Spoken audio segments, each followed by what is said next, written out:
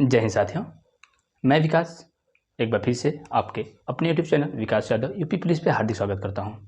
मैं उम्मीद करता हूं आप सभी लोग ठीक होंगे, अच्छे होंगे और आपकी तैयारी भी प्रॉपर तरीके से चल रही होगी। आज काफ़ी दिनों बाद आपका क्लासेस मैं ले रहा हूं।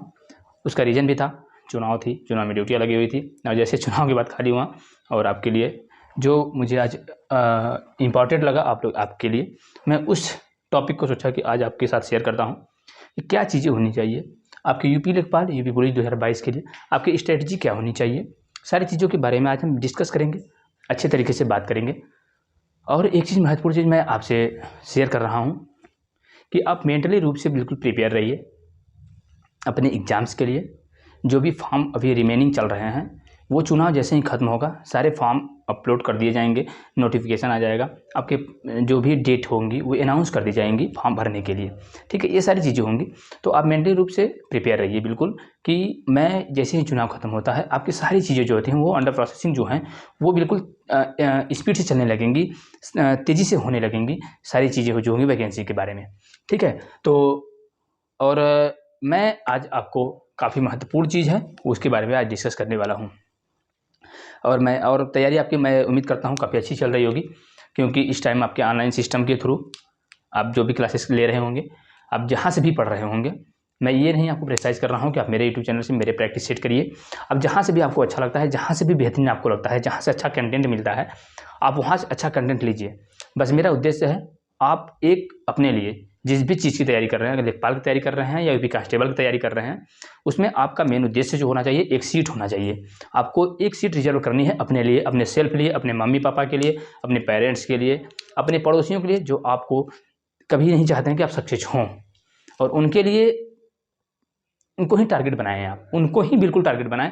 आप अगर उनको टारगेट बनाते हैं तो आप बेहतरीन कंटेंट के साथ बेहतरीन स्कोर कर पाएंगे, आप जो भी एग्जाम देना चाहते हैं। ठीक, तो आज हम बात करने वाले हैं यूपी लेखपाल यूपी पुलिस 2022 के बारे में कि पहला जो मैंने पॉइंट बनाया है जो मुझे इम्पॉर्टेंट लगा है, इस तरीके से हमने तैयारी की, सारी चीज़ें जो मैंने फेस किया कि क्या समस्याएं क्रिएट होती हैं एग्ज़ाम में, एग्ज़ाम के पहले तैयारी प्रिपरेशन के समय क्या समस्याएं आती हैं एक मिडिल क्लास स्टूडेंट्स के लिए जो बिल्कुल वीक हो, कैसे अपने आप को इम्प्रूव कर सकता है, वो सारी चीज़ों के बारे में हम डिस्कस करेंगे। तो पहला जो मैंने पॉइंट लिया है वो लिया है कि अच्छे मार्क्स के लिए क्या होनी चाहिए स्ट्रेटजी। जैसे एग्ज़ाम आपने दिया तो एग्ज़ाम से पहले हमारी एक कोशिश होती है कि हम एक बेहतरीन तरीके से कंटेंट के साथ पढ़ें कि हम अच्छा स्कोर मार्क्स गेन कर पाएँ अपने एग्ज़ाम में, ताकि हम मेरिट में ही आएँ। क्या करें हम? मेरिट में। तो उस चीज़ के लिए आपकी स्ट्रेटजी क्या होनी चाहिए, आप क्या पढ़ेंगे, किस तरीके से पढ़ेंगे। पढ़ने का ये मतलब नहीं होता है कि आप बिल्कुल आँख बंद करके पढ़ते ही रहें, वो तो कोई मतलब होता नहीं है। ठीक है, पढ़ाई के लिए क्या होनी चाहिए, आपकी स्ट्रेटजी होनी चाहिए एक बेस्ट कंटेंट के साथ। टाइम आपका रूटीन होना चाहिए, क्या बिल्कुल परफेक्ट है आपके एग्ज़ाम के लिए, कौन सी बुक्स पढ़ रहे हैं आप, और क्या इंपॉर्टेंट है आपके एग्ज़ाम व्यू ऑफ एग्ज़ाम से, ये सारी चीज़ें मायने रखती हैं। तो जो अच्छे मार्क्स के लिए क्या होनी चाहिए स्ट्रेटजी, तो सबसे पहले आपका जो टाइम होना चाहिए वो आप मैनेज करें। टाइम मैनेज करने का ये मतलब होता है कि मैं मैथ्स पढ़ रहा हूँ, ठीक है, इसमें क्या होनी चाहिए, जैसे क्या होता है आपका मैथ्स होता है, हिंदी होता है, रीजनिंग होता है, जीएस होता है, और अगर आप लेखपाल की तैयारी कर रहे हैं तो इसमें ग्रामीण परिवेश होता है। क्या होता है? ग्रामीण परिवेश। इससे आगे सब्जेक्ट आते हैं, 25 क्वेश्चन आते हैं इस सब्जेक्ट से। ठीक है, तो ये हो गया आपका कितने टोटल कितने सब्जेक्ट से आता है, 1 2 3 4 5। ठीक है, ये जो है यूपी लेखपाल के लिए ऐड हो जाता है। नहीं तो यूपी कांस्टेबल के लिए ये 4 सब्जेक्ट होते हैं, मैथ्स, हिंदी, रीजनिंग और जीएस। ठीक है, ये 4 सब्जेक्ट होते हैं। तो सबसे पहले जो आपका कंटेंट होना चाहिए स्ट्रेटजी, मेरे हिसाब से जिस तरीके से मैंने तैयारी की मैं बता रहा हूँ, ऐसा नहीं कि आप मुझे ही फॉलो करेंगे तो आप तब भी बेहतरीन कर पाएंगे। हो सकता है आपकी कुछ और बेहतरीन स्ट्रेटजी हो, मुझसे भी बेहतरीन स्ट्रेटजी हो जिससे आप बेहतरीन कर पाते हैं, आप करें बेहतरीन। लेकिन मैं उन स्टूडेंट्स के लिए बता रहा हूँ जो मेरी तरह वीक रहे होंगे, बिल्कुल वीक मतलब कमज़ोर रहे होंगे, लेकिन फिर भी अपने मेहनत के दम पे एक अच्छे स्ट्रेटजी के साथ अपने आप को इम्प्रूव किए हों, एक अच्छे स्ट्रेटजी के साथ अपने आप में इम्प्रूव किए हों और अच्छे नंबर्स गेन किए हों और सिलेक्शन को प्राप्त किए।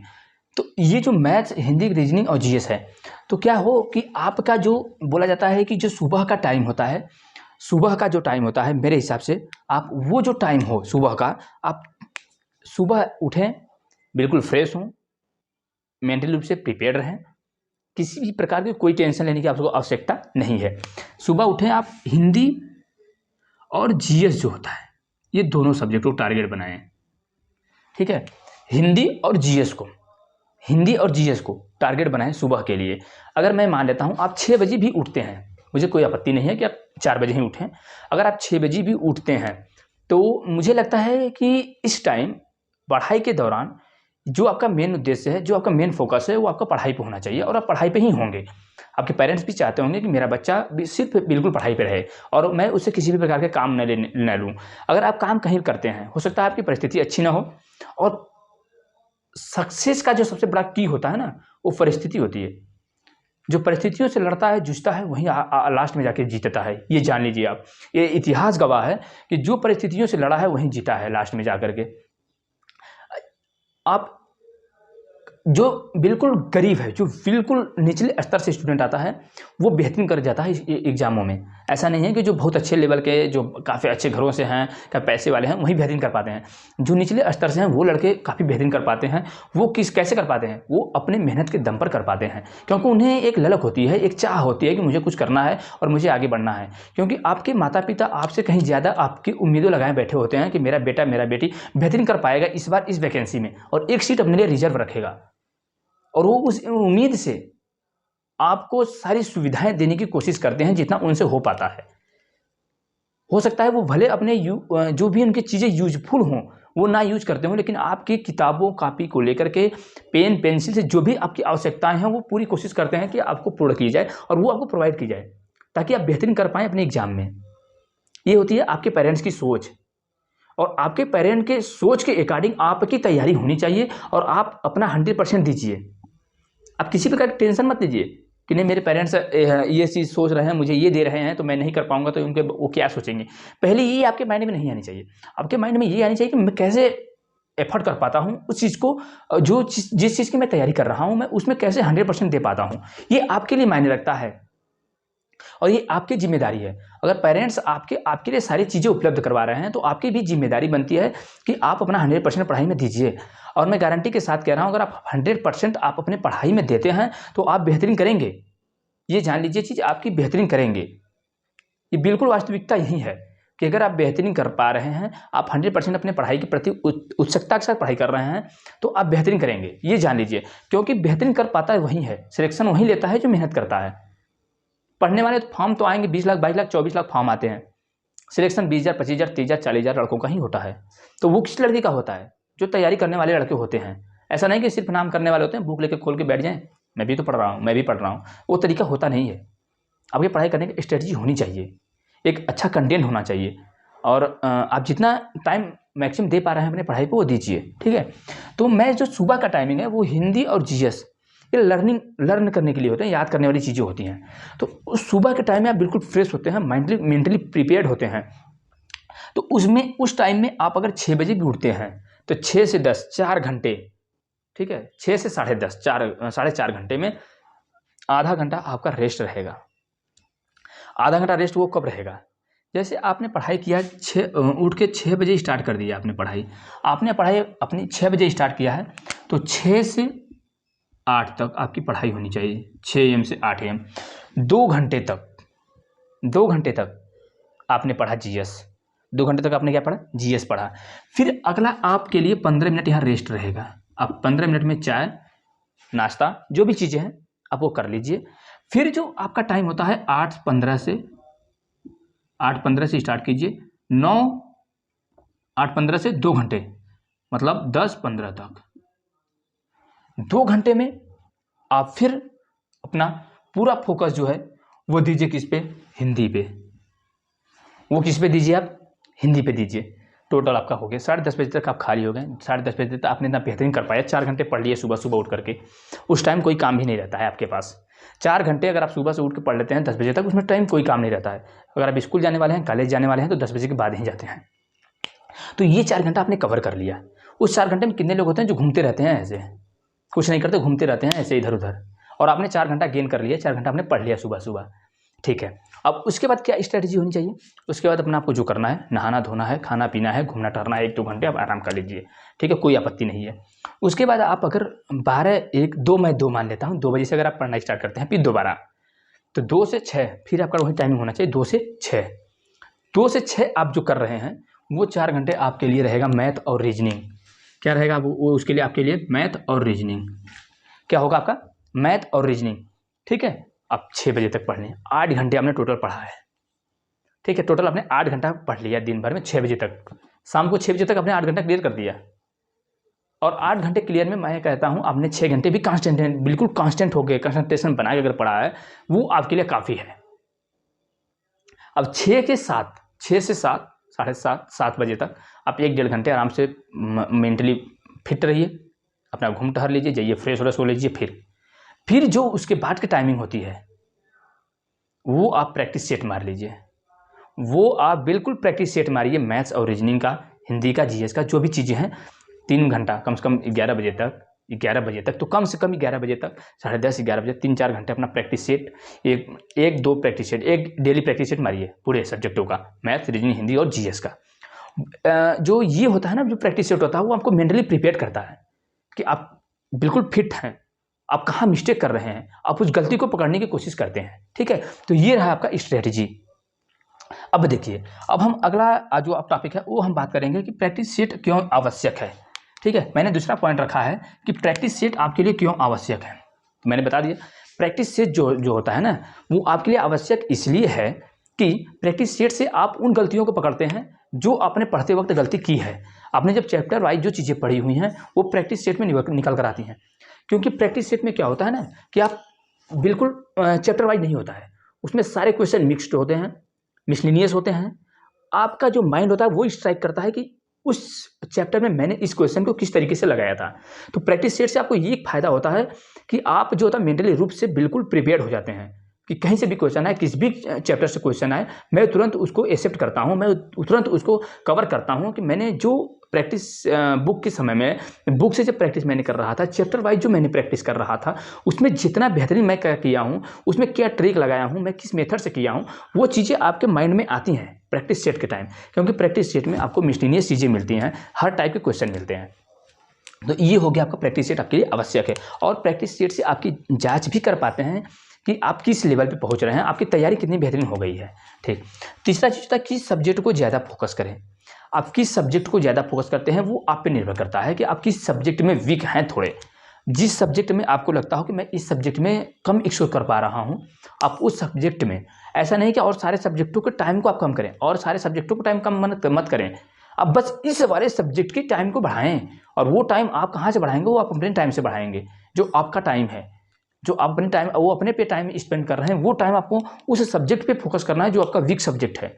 आप उस सब्जेक्ट पे जो वीक आप सब्जेक्ट है, आप उस पर फोकस करें, और उस पर उस कमजोरी को देखें कि मैं किस टॉपिक पे कमजोरी अपने महसूस कर रहा हूँ, मैं किस टॉपिक को कवर नहीं कर पा रहा हूँ, उस टॉपिक को आप बिल्कुल पढ़ें प्रॉपर तरीके से, ठीक है। तो वो रहेगा आपका कि आप उस सब्जेक्ट पर क्या करें, ज़्यादा फोकस करें।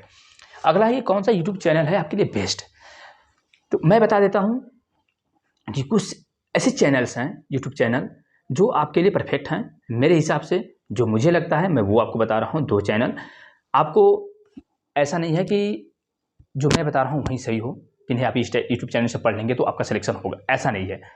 आप कहीं से किसी भी यूट्यूब चैनल से पढ़ते हैं, अगर आप मेहनत करेंगे तो आप सिलेक्शन लेकर ही जाएंगे, ये चीज़ जान लीजिए, ठीक है। आप अगर मेहनत करने वाले हैं, पढ़ाते सारे टीचर्स सही हैं, सारे जितने भी टीचर्स पढ़ाते हैं वो अच्छे पढ़ाते हैं, वो अपने 100% देने की पूरी कोशिश करते हैं।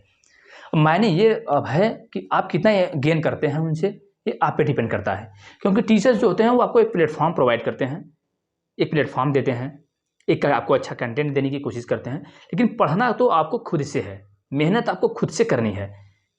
ये चीज़ें होनी चाहिए आपके अंदर कि आप अपने सेल्फ से कितना बेहतरीन कर पा रहे हैं, क्योंकि टीचर्स, वो भी जितने भी टीचर्स हैं वो लगभग उसी बुक से पढ़ते हैं, वही टॉपिक आपको पढ़ाते हैं।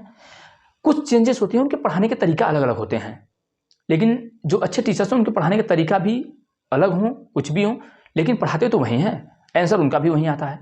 तो ये डिपेंड करता है आप पे कि आप किस टीचर से कितना गेन कर पा रहे हैं। तो मेरे हिसाब से आपको मैं बता देता हूँ 2 यूट्यूब चैनल जो मेरे हिसाब से बेहतरीन लगते हैं, मैं वो बता दे रहा हूँ। ठीक है, मेरे हिसाब से जो मैक्सिमम लड़के वहाँ से पढ़ रहे हैं, जैसे एक है आपका नया अभी बहुत फेमस है, अंकित भाटी सर का। ठीक है, अंकित भाटी सर का है रोजगार विद अंकित। ठीक है, रोजगार विद अंकित। ठीक है, रोजगार विद अंकित एक चैनल है यूट्यूब चैनल। और एक है एग्जामपुर। एग्जामपुर भी काफ़ी फेमस है, जो किसका है, विवेक सर का है। ठीक है, विवेक सर का है। एक है रोजगार विद अंकित और एक है एग्जामपुर विवेक सर का। दोनों ही यूट्यूब चैनल आपके यूपी कांस्टेबल और यूपी लेखपाल के लिए बेहतरीन है, बेहतरीन है, बेहतरीन है।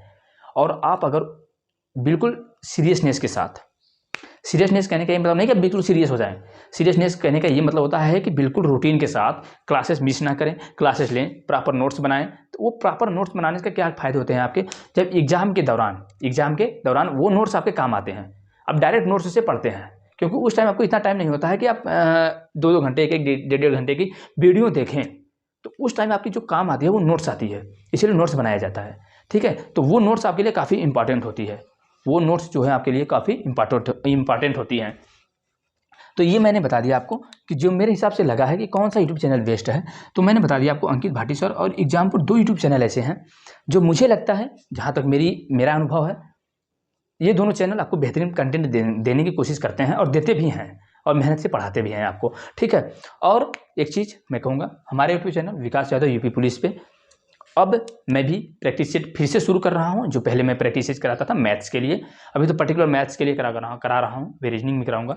अगर आपको मेरा भी यूट्यूब चैनल अच्छा लगता है, कोई आपको वो नहीं है कि नहीं आप ज़बरदस्ती रहे, अगर आपको अच्छा लगता है तो प्रैक्टिस सेट करिए। और हमारे यूट्यूब चैनल पर अगर आप नए हैं तो वीडियो को जरूर सब्सक्राइब करें, हमारे यूट्यूब चैनल को सब्सक्राइब करें, लाइक करें, अपने दोस्तों के साथ शेयर करें, ताकि ये सारी चीज़ों का लाभ जो है, ये जो मैं एक अच्छा जो समझ में आ रहा है मुझे, मैं वो जो बता रहा हूँ, उनको भी उसका लाभ मिल सके। अगर वो लाभ जरा सा भी मिलता है आपको, जो मैं अपनी पूरी 100% कोशिश करता हूँ देने के लिए, अगर उसका जरा सा भी आपको 2% भी अगर लाभ मिलता है तो वो मेरे लिए काफ़ी महत्वपूर्ण होता है, मेरे लिए गर्व की बात होती है कि आप कुछ गेन कर पा रहे हैं मुझसे। और इन 2 जो मैंने चैनल बताए हैं, आप यहाँ से बिल्कुल पढ़ें, बराबर तरीके से पढ़ें। ठीक है, तो ये आप इस तरीके से अगर कंटेंट के साथ पढ़ते हैं, तो मैं आपको बता दूँ, ये जो होता है, ये तो 100 क्वेश्चन है, 100 मार्क्स का है। ठीक है, यूपी लेखपाल, यूपी पुलिस जो 150 क्वेश्चन होता है, 300 मार्क्स का होता है। अगर आप अच्छे कंटेंट के साथ पढ़ते हैं तो आप 240-50 आपको कोई नहीं रोक पाएगा, इतने मार्क्स कोई नहीं रोक पाएगा, और आप टॉपर की लिस्ट में होंगे। 240-50 अगर आप अच्छे वीक स्टूडेंट में बता रहा हूँ, जो वीक स्टूडेंट है, अगर वो प्रॉपर तरीके से अभी भी मेहनत करना स्टार्ट करते, अगर वो अभी भी मेहनत करना स्टार्ट करते तो बेहतरीन कर सकता है। लास्ट में एक बात आपको कहना चाहूँगा मैं, कि बेहतरीन कर पाता है वही, बेहतरीन एग्जामों में कर पाता है वही जो परिस्थितियों के साथ जूझता है, जो परिस्थितियों को, अपनी परिस्थितियों को समझता है और अपने माता पिता के सपनों को पूरा करने की पूरी अपने अंदर शिद्दत से, लगन से मेहनत करता है, वही कुछ कर पाएगा। ये आप जान लीजिए एक चीज़, क्योंकि वर्क इज वर्शिप, कर्म ही पूजा है।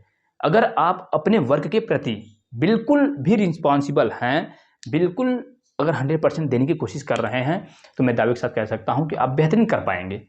ठीक है, अगर ये आपको ये सारी चीज़ें अच्छी लगी हों तो वीडियो को जरूर हमारे शेयर करें, लाइक करें, और हमारे यूट्यूब चैनल विकास यादव यूपी पुलिस को जरूर सब्सक्राइब करें। सब्सक्राइब करते हैं आप, हमें मोटिवेशन मिलता है, हम और एक नए एनर्जी के साथ, नए ऊर्जा के साथ आपको अपनी एक अच्छे कंटेंट के साथ जितना भी होता है बेहतरीन देने की कोशिश करते हैं। तो आज के लिए इतना ही रखते हैं, तब तक के लिए मेरे सभी साथियों को जय हिंद।